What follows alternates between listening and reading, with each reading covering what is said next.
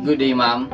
Right now, we will be presenting the persuasive presentation, and the topic na we choose is ang environmental conservation.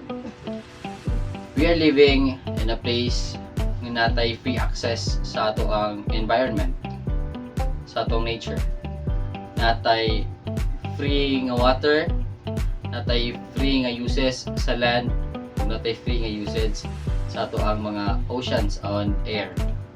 And if ato di silang pasagdan, makahatag yun siya o kanang big nga problem, especially sa mga hayop and to us as human.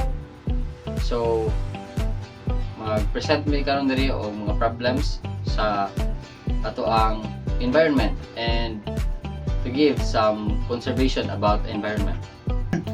So as my observation in so there's a lot of problems, no, like wildfire and deforestation. So we focus in deforestation because of us humans are the one who made this problem. So daghan animals nga gakaapektuhan, ang ilang balay gakawala. So dapat natay activity nga buhaton ani. We just need to protect our land, like tree planting, to sustain our land and to avoid the extinct of animals. So as my observation no, sa ocean is ang mga fisherman is galabay sila mga dynamite nga makaigo sa mga corals nga makabungkag sa mga puloy-anan sa isda.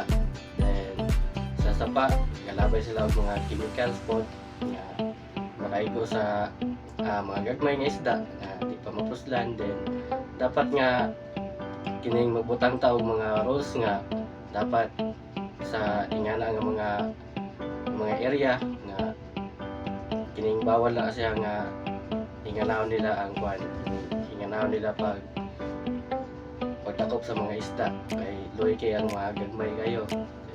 And the last is ang air pollution. So for my observation is so many factories na nabuhat diri sa tong country and ang mga sakyanan pod nagkadaghan.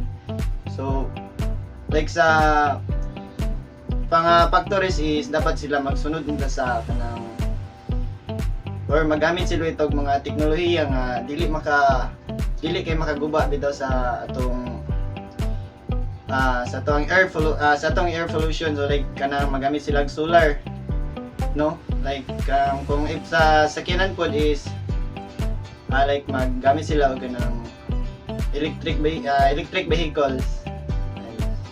So that's all the problem that we topic. So we have the air, land, and the ocean or the water. So hope that everyone must be aware that the earth is facing a serious problem, and also as humans nga one of the most affected if ever nga mag-collapse ang ato ang nature nga dili ato siya i-conserve. So that's all, ma'am. Thank you.